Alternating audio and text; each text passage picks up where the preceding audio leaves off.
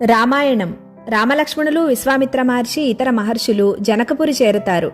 జనకుడు విశ్వామిత్ర మహర్షిని సాదరంగా ఆహ్వానించి మహర్షి పాదాలకు నమస్కరిస్తూ, మీ రాక మా భాగ్యం, నేను చేస్తున్న యజ్ఞం సఫలమైనట్లే అంటూ రామలక్ష్మణులను చూస్తూ, మహర్షి, ఎవరు వీరు? ఎంతో దేదీప్యమానంగా వెలిగిపోతున్న ఈ రాజకుమారులు ఎవరు అని అడుగుతాడు.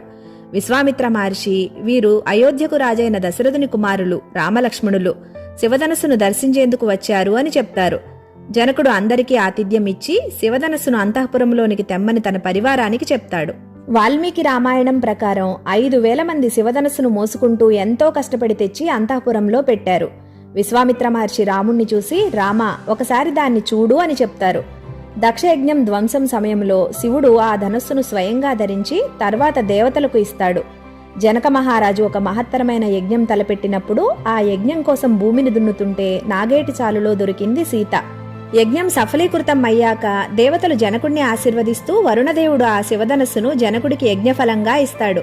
అప్పుడే నిర్ణయించుకుంటాడు జనకుడు, శివానుగ్రహం వల్ల వచ్చిన శివధనస్సు, అదే సమయానికి దొరికిన సీత, ఎవరైతే ఈ శివధనస్సును ఎక్కుపెడతారో వారికే సీతను ఇవ్వాలి అని.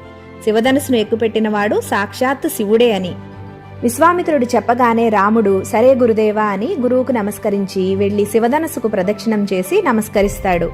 శివధనస్సును ఎక్కుపెట్టడం అంటే వెదురుబద్దలా పొడవుగా పెద్దగా ఉన్న ధనుస్సును బలంగా పైకి లేపి నుంచోపెట్టి కింద కొనపై కాలు పెట్టి గట్టిగా నొక్కుతూ పై కొనను ఇంకో చేత్తో పట్టుకుని కిందికి లాగుతూ కింది తాడును పై కొనకు లాగిపెట్టి కట్టాలి. దానినే శివధనుస్సు ఎక్కుపెట్టడం అంటారు. అందరూ కనురెప్ప వేయకుండా రాముణ్ణే చూస్తూ ఉంటారు. జనకుని భార్య సునైనాదేవి అనుకుంటుంది, ఎందరో వచ్చారు, అడుగు కూడా శివధనుస్సును కదపలేకపోయారు. బాణాసురుడు, రావణాసురుడు లాంటి వాళ్ల వల్లే కాలేదు.